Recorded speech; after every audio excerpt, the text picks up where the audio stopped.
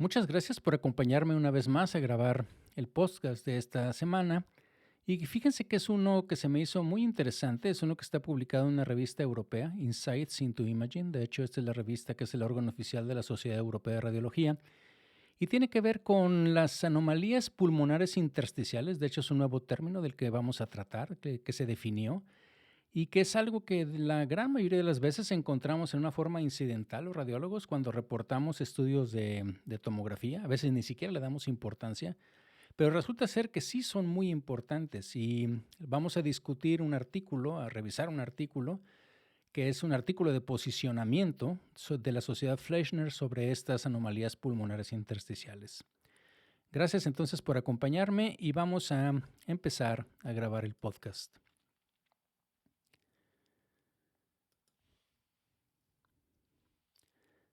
Las anomalías pulmonares intersticiales representan anomalías radiológicas detectadas incidentalmente en los estudios de tomografía computarizada de tórax y están potencialmente relacionadas con enfermedades pulmonares intersticiales. Numerosos estudios han demostrado que las anomalías pulmonares intersticiales se asocian con un mayor riesgo de progresión hacia la fibrosis pulmonar y la mortalidad. Y se ha demostrado que algunos patrones radiológicos que presentan estas anomalías pulmonares intersticiales tienen un mayor riesgo de progresión. En este contexto, el papel de los radiólogos en la notificación de estas anomalías intersticiales es fundamental. Acompáñenme en esta revisión que tiene como objetivo discutir los avances más recientes en la comprensión de esta entidad radiológica y las preguntas que aún dificultan trasladar este conocimiento a la práctica clínica. Bienvenidos a Memorándum, un espacio que, como ustedes saben, está dedicado a la revisión de artículos científicos la mayoría de las veces. También vemos artículos de opinión, editoriales, artículos que aparecen en otras revistas y que creo que sean interesantes para nuestra especialidad. Y en el caso de hoy vamos a ver un artículo que no es precisamente de investigación, es un artículo de revisión y sobre todo de algo que a mí me pareció muy interesante. Está publicado en la revista Insights into Imaging justo hace muy poco, el 15 de enero. Esta es la revista que es el órgano oficial de la Sociedad Europea de Radiología y está publicado por un grupo de radiólogos y de internistas de la Universidad de Palma, en Italia. Y el título en español sería algo así como Anomalías pulmonares intersticiales, nuevos conocimientos entre la teoría y la práctica clínica. Bien, pues vamos a poner esto un poco en contexto. Y bueno, sabemos que el uso de la tomografía computada de alta resolución de tórax en la práctica clínica pues ha revolucionado básicamente el diagnóstico de las enfermedades pulmonares intersticiales y ha contribuido y contribuye, de hecho, en una manera muy importante al interés, a este creciente interés que se tiene en el tema por parte tanto de los radiólogos como de los clínicos, particularmente de los neumólogos, claro. Sin embargo, la interpretación de estos tags de alta resolución es un proceso complejo y el reconocimiento de esas anomalías intersticiales leves que podrían ser bastante finos, diría yo, a veces es muy, muy difícil. De hecho, la relevante o relativa facilidad para evaluar las anormalidades severas y extensamente distribuidas, pues eso es fácil, ¿no? Pero contrasta muy fuertemente con la dificultad de identificar o de interpretar enfermedad pulmonar intersticial que sea muy sutil o que sea menos extensa, con riesgo inclusive de que o las pasamos por alto, ¿sí? O más frecuentemente a lo mejor lo minimizamos y ni siquiera lo reportamos. Decimos, son cambios intersticiales mínimos y básicamente no les damos mucho seguimiento, vamos a decirlo, y vamos a ver lo importante que es esto. Y bueno, esto que se le denomina anomalías intersticiales subclínicas podrían identificarse en pacientes que están sometidos ya sea a un TAC de tórax por cualquier otra razón o que pueda ser que, por ejemplo, hicimos un TAC de abdomen y que se alcanzan a ver las bases pulmonares y ahí es donde vemos estas anomalías pulmonares intersticiales subyacentes. Bueno, pues estos hallazgos de TAC que son detectados, vamos a decirlo, la gran mayoría de las veces en forma incidental y que potencialmente representan enfermedad pulmonar intersticial, ya sea asintomática o sintomática, pues ahora se denominan anomalías pulmonares intersticiales. Y esto tiene que ver con un artículo de posicionamiento de la Sociedad Fleischner, que ahorita voy a discutir un poquito más adelante con ustedes. Entonces, la asociación reportada entre estas anomalías pulmonares intersticiales, que les digo que así se llama esta entidad, y los resultados adversos en general, por ejemplo, mortalidad por cualquier causa, hospitalización, deterioro funcional progresivo, aumento del riesgo de cáncer de pulmón, etcétera, así como entre otras anomalías pulmonares intersticiales y la fibrosis pulmonar idiopática, en algunas personas esto indica fuertemente de, digamos, la importancia clínica que tiene esta patología por esas asociaciones que les digo.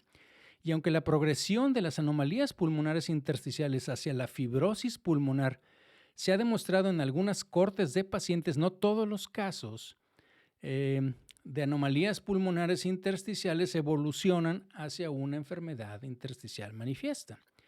Entonces, las estrategias diagnósticas actuales pues se centran en la separación, diríamos, entre las anomalías pulmonares intersticiales que son clínicamente irrelevantes y las clínicamente significativas y que podrían beneficiarse, obviamente, estas últimas, pues de un tratamiento temprano con terapias, por ejemplo, antifibróticas de las que ya existen. Entonces, fíjense, también la prevalencia estimada de anomalías pulmonares intersticiales en sujetos que son mayores de 60 años es de hasta un 9% si es en fumadores y un 7% más o menos en no fumadores. Pero aquí en el artículo vienen dos cortes o dos estudios que se hicieron en pacientes que se les hacía del escrutinio del cáncer, del screen de cáncer de pulmón con tomografía computada, y en uno salió el 9.7 y el otro el 25%. Uno de cada 4 tenía estas anomalías pulmonares, ¿ok? Entonces, en este contexto podríamos decir que los radiólogos pues representamos como la primera línea de detección y caracterización de estas anomalías pulmonares intersticiales, y seríamos algo así pues como un guardián, como alguien que tiene que estar vigilando esa detección temprana.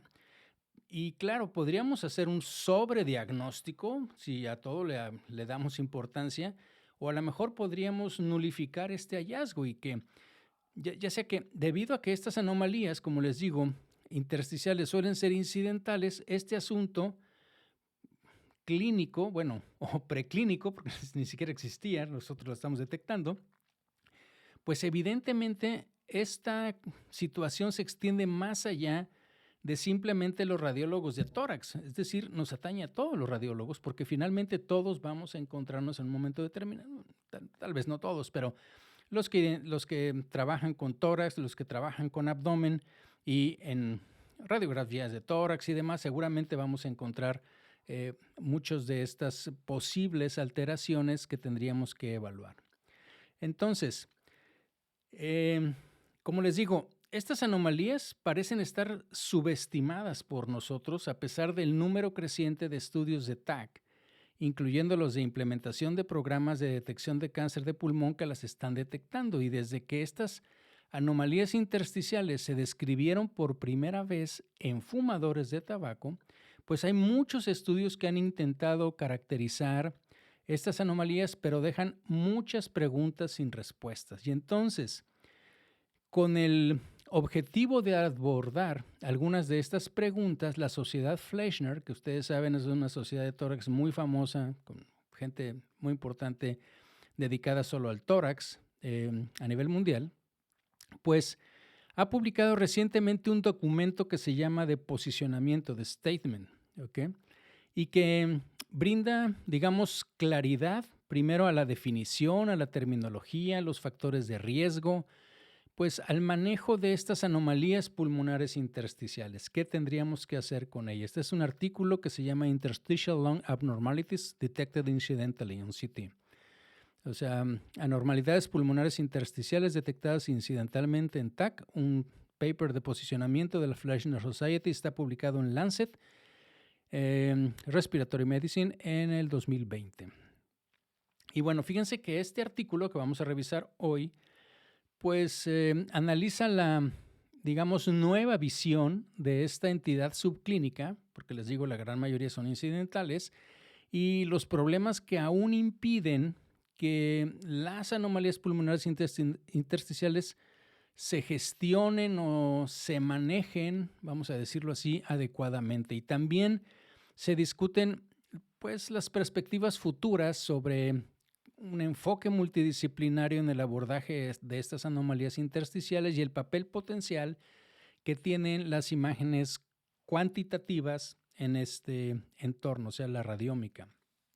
Pero bueno, lo primero, ¿qué hay de nuevo? O sea, ¿qué fue lo que pasó a partir de este artículo? Bueno, pues antes de este documento del posicionamiento de la Fleishner Society, pues se había utilizado una terminología, digamos, heterogénea para describir a las anomalías pulmonares intersticiales y se les decía, básicamente aquí ni mencionan de 4 maneras. Una se llamaba, bueno, todos ellos en inglés es ILD, Interstitial Lung Disease, o sea, enfermedad pulmonar intersticial en una etapa temprana, enfermedad pulmonar intersticial temprana, enfermedad pulmonar intersticial preclínica o enfermedad pulmonar intersticial subclínica. Pero si se fijan, todas sugieren una progresión implacable hacia la enfermedad pulmonar intersticial, o sea que finalmente evolucionarían, porque todos eran enfermedad pulmonar intersticial pre, sub, temprana, etapa temprana, en fin, ¿no?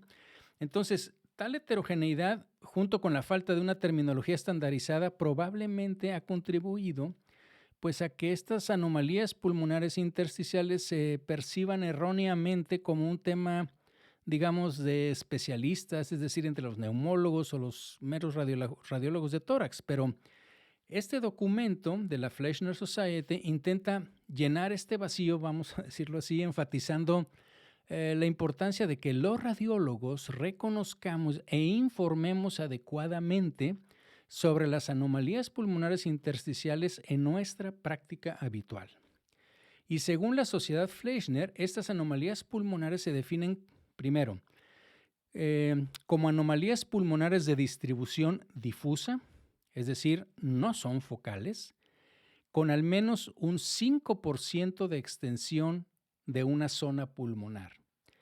Y recuerden que para la Fleishner Society las zonas pulmonares son 3, se dividen en superior, media e inferior, y la división está entre la parte inferior del arco aórtico y la parte inferior de la arteria pulmonar inferior derecha.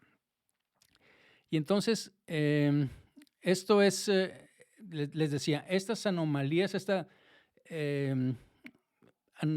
anomalías pulmonares que están distribuidas así y con ese porcentaje, menos del 5%, porque si no ya es una enfermedad pulmonar intersticial, pues están identificadas en individuos en quienes no se sospecha, primero, una enfermedad pulmonar intersticial y por lo tanto están encontradas incidentalmente, como les digo. Así viene tal cual, digamos, en la definición.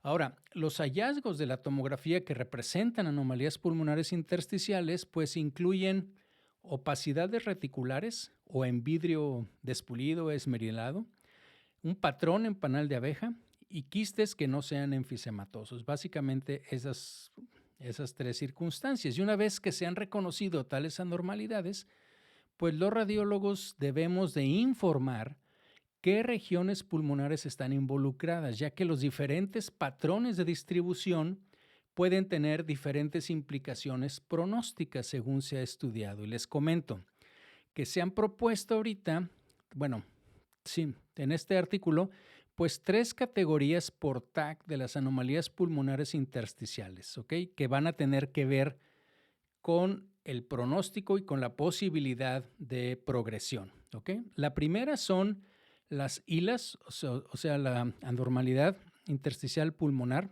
es Interstitial Lung Abnormality, aquí en inglés en el artículo a todos les dicen ILAs, ¿ok? Bueno, estas anomalías pulmonares que sean no subpleurales, las anomalías pulmonares que sean subpleurales pero no fibróticas y las anomalías pulmonares que sean subpleurales y fibróticas. Y vienen varias figuras. La verdad es de que la primera, que es las anomalías pulmonares no subpleurales, que es la figura 1, créanme que nada más porque viene en un círculo. Yo, bueno, no soy especialista en radiología de tórax, pero bueno, uno ve muchas durante mucho tiempo y yo no hubiera detectado absolutamente nada. Es algo sumamente sutil, al menos lo que viene ahí en la... Y seguramente sí son cambios muy sutiles que, como les digo, la gran mayoría de las veces a lo mejor no los tomamos en cuenta. Las otras categorías, las subpleurales no fibróticas y las fibróticas subpleurales, vienen también con las figuras, pero son bastante claras y creo que no haya mucho problema. Bueno, ¿a qué le llamamos estas hilas o estas anomalías pulmonares intersticiales subpleurales fibróticas?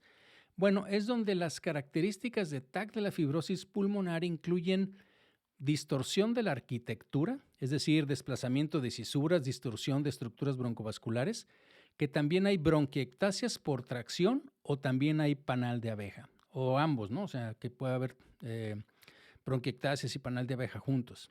Y entonces se demostró que estas categorías están asociadas con diferentes riesgos de progresión y de mortalidad. Fíjense, por ejemplo, ¿no? Las anomalías pulmonares intersticiales que son no subpleurales tienden a permanecer estables y no se correlacionan con una mayor mortalidad, mientras que lo contrario, pues es cierto para, por ejemplo, las fibróticas subpleurales, ¿no? La distinción entre una anomalía pulmonar intersticial fibrótica y no fibrótica es primordial, según ellos, pero es muy obviamente desafiante, ¿no?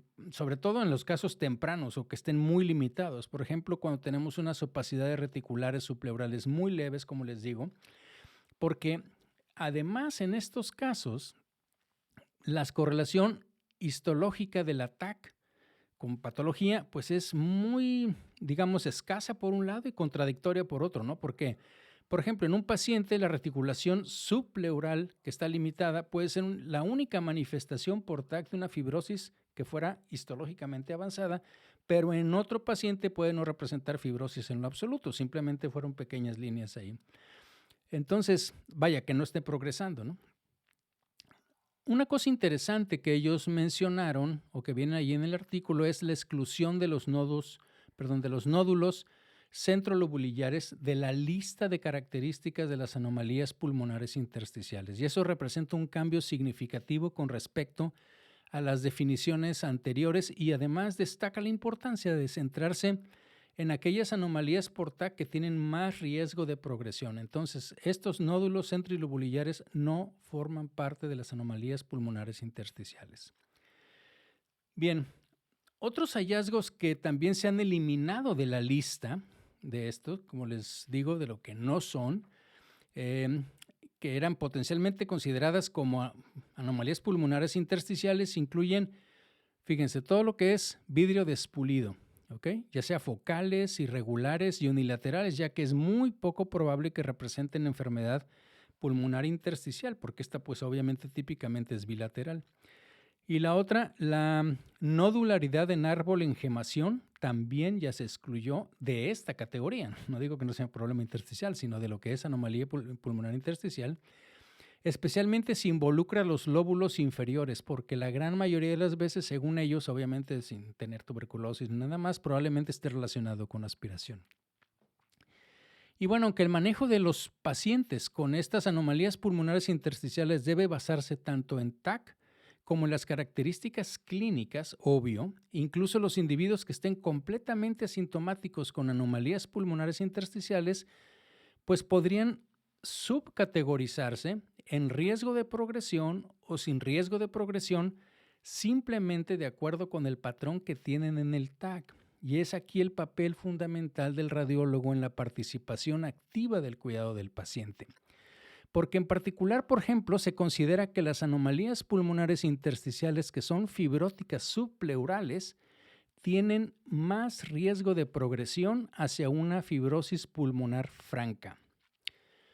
Fíjense, hay un artículo que está publicado en el American Journal of Respiratory Critical Care en el 2019 por Putman y en el que observaron que la evidencia de anomalías reticulares subpleurales, cambios en el lóbulo inferior y bronquiectasias por tracción se asociaron con un aumento de 6 veces las probabilidades de progresión radiológica en estudios de control. Y en ese artículo también reportaron que todos los casos, fíjense, todos los casos que mostraban panalización habían progresado durante los siguientes 5 años. Cosa muy interesante. Dentro de esas cosas que eran mínimas, ¿sí? O sea, de las anomalías pulmonares intersticiales, que en aquel momento, cuando lo publicó Putman allá, no lo metía como aquí, sino lo metía como enfermedad pulmonar intersticial temprana. Ahora bien, aunque las anomalías pulmonares intersticiales se detectan de manera incidental, pues pueden presentarse también síntomas respiratorios en cuyo caso diríamos que estas anomalías intersticiales probablemente ya representan una enfermedad pulmonar intersticial y solo se etiquetarían o se etiquetan temporalmente como una anomalía pulmonar intersticial, porque finalmente ya es una enfermedad pulmonar intersticial. Entonces, este documento de posicionamiento de la Fleischner Society también enfatiza la importancia de informar estas anomalías pulmonares intersticiales en pacientes con cáncer. De hecho, ahí viene una figura, no me acuerdo si es la 4 o la 5, pero viene donde el paciente tiene francamente un cáncer y donde tú dices, bueno, pues obviamente pues tiene EPOC, tiene enfermedad intersticial y como que no le damos mucha importancia, pero fíjense que la combinación de cáncer y anomalías pulmonares intersticiales aumenta el riesgo, eso está ahí, vienen varios artículos, aumenta el riesgo de desarrollar neumonitis grave como un efecto secundario, por ejemplo, de lo nuevo que hay, ¿no? De la inmunoterapia, que son estos inhibidores del punto de control inmunitario, pero también cuando se da quimioterapia sistémica o cuando se da radioterapia, ¿ok? Además que estos pacientes también tienen más probabilidad de sufrir complicaciones quirúrgicas, incluido también el síndrome de distrés respiratorio del adulto, lo que sugiere que estas anomalías pulmonares intersticiales podían tener una implicación clínica que iría más allá de simplemente el riesgo de progresión a fibrosis pulmonar y por lo tanto refuerza la importancia, digamos, de no ignorar estas anomalías intersticiales. Ahora bien, pues a pesar de la notable contribución de este position paper, como viene así en el título de la Fleischner Society, aunque quedan varias preguntas por resolver, algunas de las cuales están relacionadas con las limitaciones que podría encontrarse en la práctica clínica, tanto en el momento de la primera identificación de las anomalías pulmonares intersticiales como durante el seguimiento. Aunque nos dieron ciertos parámetros, ahí siguen habiendo dudas o preguntas, digámoslo así. Por ejemplo, el primer problema es la propia identificación de las anomalías pulmonares intersticiales, ya que estas, pues digamos que pueden ser encontradas en un TAC abdominal, como les decía, o de un tórax que se realizó por otra cosa, por un score de calcio o lo que sea. Y en teoría, pues, ¿qué tendríamos que hacer, no? Pues esto, digamos que desencadenaría que tuviéramos que solicitarle al paciente o decirle al médico o que le pidiera un TAC de tórax para confirmar y caracterizar mejor estas anomalías muy sutiles que las alcanzamos a ver y que se detectaron, como les digo, pues incidentalmente. Y sin embargo, pues la pregunta es en quién y cuándo se debe realizar una TAC dedicada. Siempre, pues es cuándo amerita hacerse un TAC. Esas recomendaciones no las puso la Fleischner Society, ¿ok? Además también, pues podría cuestionarse, o se nos podría cuestionar si es apropiado, pues llamar otra vez a sujetos que están asintomáticos, que vinieron para otra cosa, para una tomografía computada adicional, sobre todo en pacientes que son jóvenes y esto, pues obviamente debido a los riesgos relacionados con la exposición de radiación. Y aunque se utilizara un protocolo de TAC de tórax de baja dosis para evaluar esta enfermedad pulmonar fibrótica, pues entonces también se necesitan como más datos para comprender, pues bueno, cuáles requisitos son los técnicos que necesito, digamos kilovoltaje, miliamperaje, qué patrones, qué grosor para escanear estos sujetos, que podría no decirle que son pacientes todavía, aunque pudieron venir por otra cosa, obviamente por algo se les hizo el TAC, pero me refiero en esta patología en particular, que tienen las sospechas de que lo que vimos incidentalmente, pues fueron anomalías pulmonares intersticiales. Entonces, una tomografía computada de tórax que estuviera optimizada para la detección de anomalías intersticiales pues puede ser valiosa en pacientes que son sintomáticos para proporcionar información detallada sobre los hallazgos y la distribución, ya que como lo mencionamos anteriormente, pues se ha demostrado que hay diferentes, como les dije, patrones de anomalías pulmonares intersticiales que tienen diferentes implicaciones en términos de riesgo de progresión hacia la fibrosis pulmonar. Sin embargo, identificar sujetos sintomáticos que podrían beneficiarse de una exploración adicional, pues puede ser un desafío, por así decirlo, en un departamento de radiología de esos comunes que están siempre muy ocupados, porque díganme si no, los hallazgos incidentales, incluidos estos de los que estamos hablando, las anomalías pulmonares intersticiales, pues generalmente, ¿cuándo las vamos a identificar? No cuando se hizo el estudio, sino cuando en el momento en que estamos haciendo el informe, cuando los pacientes ya no están disponibles para ser interrogados. Entonces, la verdad es que a priori yo creo que también, ¿no? Pues prácticamente nunca, si el paciente nos llega por dolor abdominal, pues yo creo que nunca andamos interrogando la presencia de síntomas respiratorios o que no estén relacionados con la indicación clínica por la que se nos remitió el paciente. ¿Sí me explico? O sea, si fue sobre todo, si es por un score de calcio, pues probablemente no andamos investigando. A lo mejor les preguntamos si fuman o no por las características de eso, pero yo me refiero sobre todo mucho a lo de abdomen, que es lo que más creo que podría impactar en cuanto a lo que encontremos incidentalmente. Pues no le preguntamos específicamente sobre el seguimiento del cáncer de páncreas, el dolor abdominal, en fin, lo que tenga, pero no sobre la cosa respiratoria, ¿no? Por lo que, pues en este escenario solo debemos, diría yo, de estar seguros de informar esa impresión radiológica y así, pues obviamente, posiblemente influir en el manejo clínico posterior por parte del médico remitente. O sea, que quede muy claro de que sí lo vimos, sí lo reportamos y que esperemos, si ya no podemos llamar al paciente, si ya se fue, pues de que el médico le tome importancia a esto, ¿no?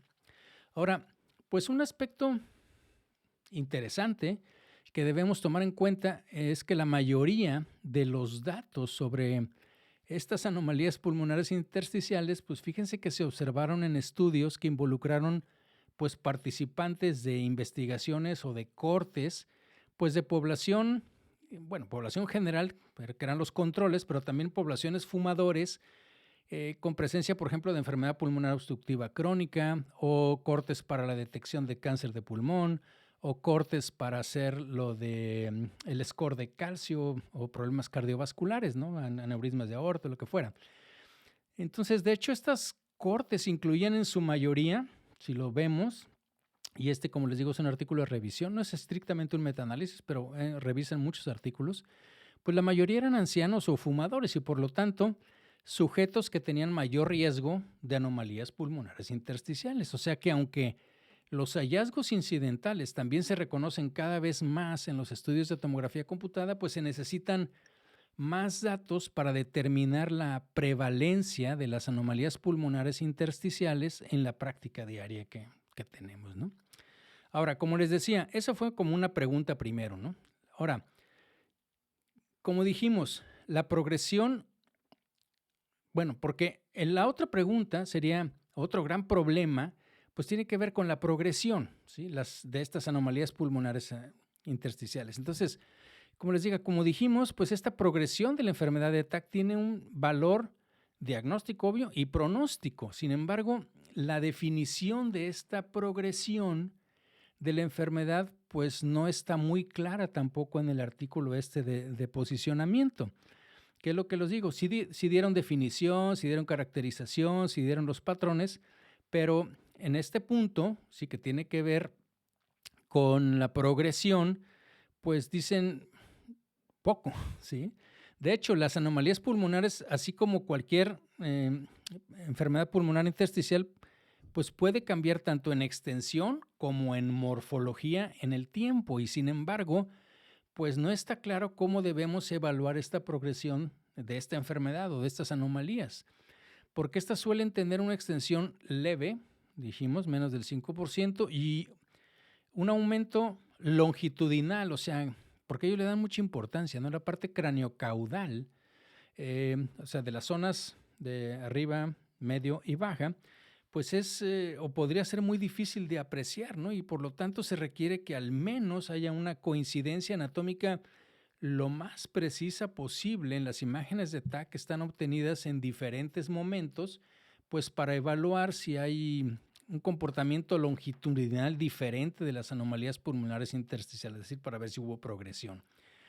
Y además, tampoco está muy claro qué medida de los nuevos hallazgos, ¿no? O sea, ¿qué es lo que importa? ¿Nuevas bronquiectasias por tracción? ¿Más opacidades reticulares?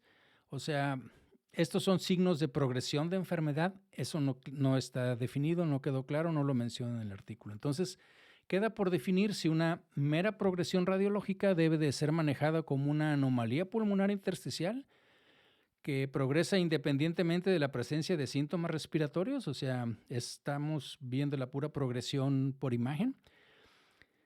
De hecho, en la referencia 6 del artículo, los autores demostraron, fíjense, una correlación entre la progresión radiológica y la funcional, y observaron que los pacientes que tenían evidencia de progresión radiológica mostraban una disminución acelerada de la función pulmonar. O sea, sí hay una correlación, aunque clínicamente pudiera no haberla, pero si ya le haces pruebas de función pulmonar, sí. Sin embargo, la evidencia de progresión radiológica pues podría no estar necesariamente asociada con un empeoramiento de la función pulmonar o de la aparición de síntomas, como les digo, y entonces identificar al paciente de alto riesgo pues es crucial desde una perspectiva terapéutica, ya que el uso de estos fármacos antifibróticos que te están utilizando en la enfermedad pulmonar intersticial, de hecho ya, pues se ha propuesto en pacientes con anomalías pulmonares intersticiales con alto riesgo de progresión. Y ahorita vamos a ver también cuáles son esos factores de riesgo.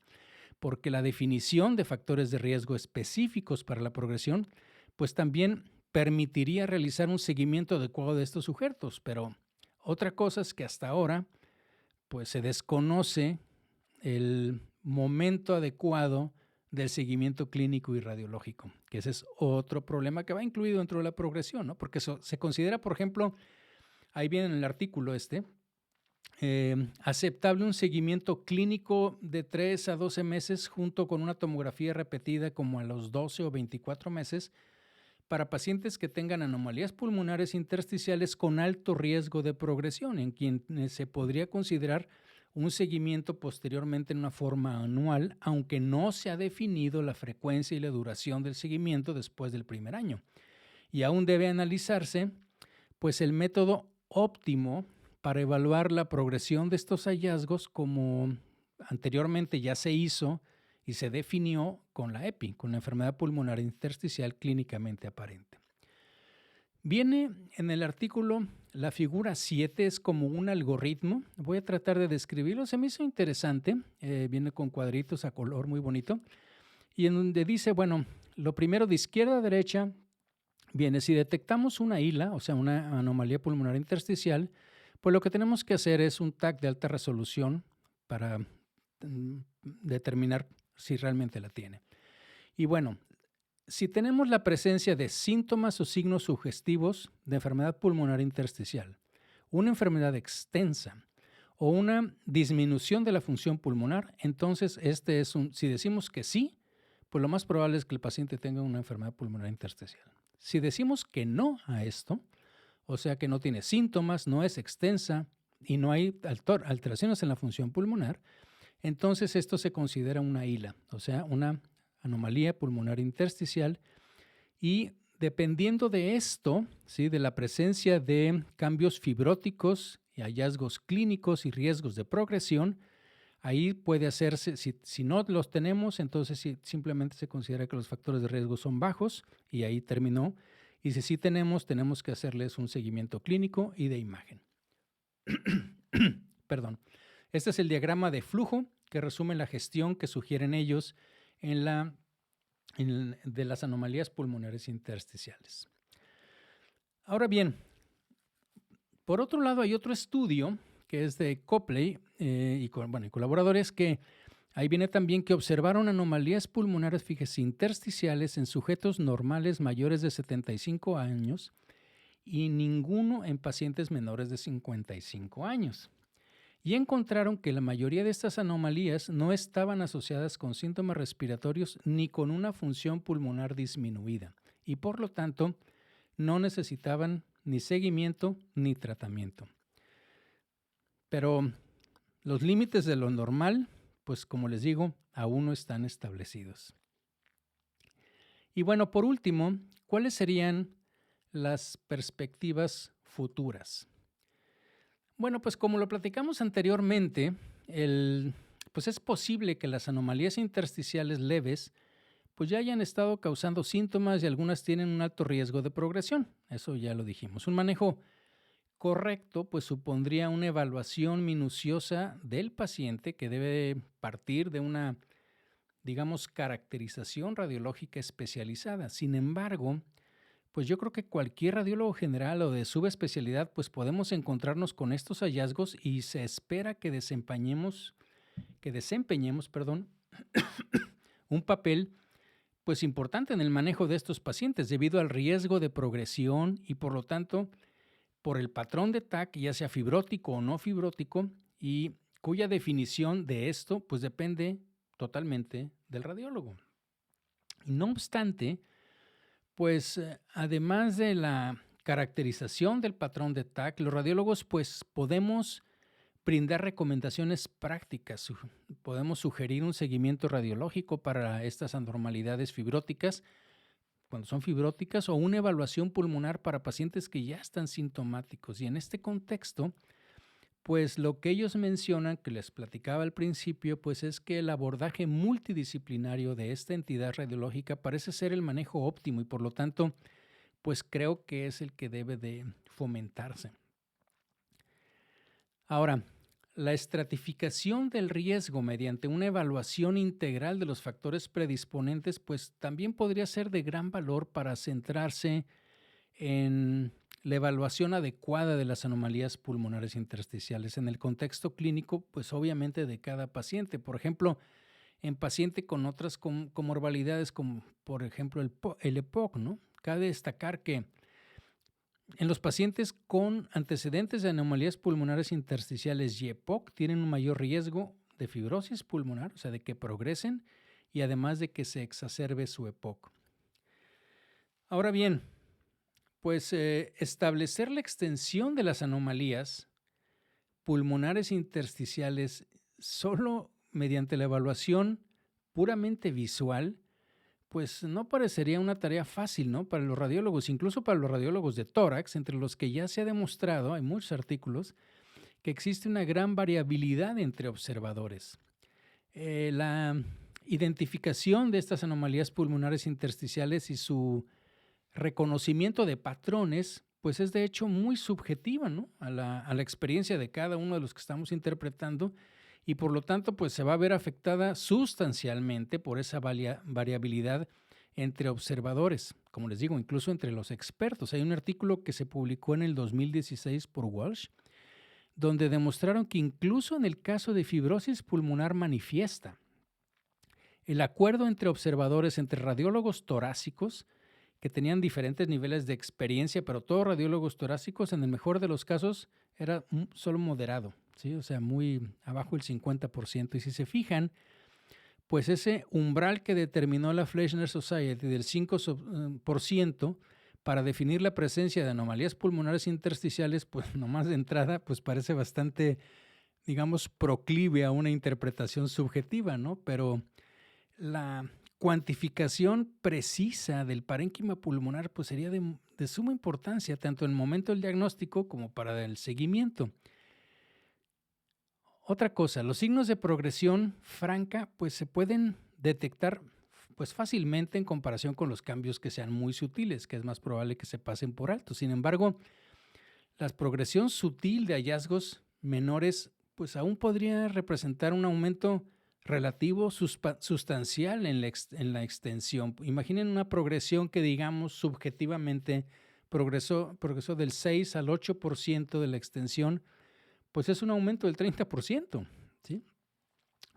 En este escenario, que las técnicas de imagen cuantitativas que ya existen, que ya están utilizadas con mucho éxito para cuantificar la proporción, por ejemplo, de afectación parenquimatosa, la cantidad de enfisema pulmonar que tenemos en enfermedades pulmonares difusas, pues obviamente que esto podría aparentemente, pues como garantizar la objetividad y la reproducibilidad y podría emplearse pues de una manera eficiente también en la valoración de estas anomalías pulmonares intersticiales, pero fíjense que se han descrito también discrepancias significativas entre la evaluación visual y la que es automatizada, sobre todo en enfermedad pulmonar intersticial, y obviamente que se necesitan estudios pues, futuros para superar esta situación. De hecho, hay un artículo en que revisé también en donde observaron cómo estas anomalías reticulares finas las superponían o las que estaban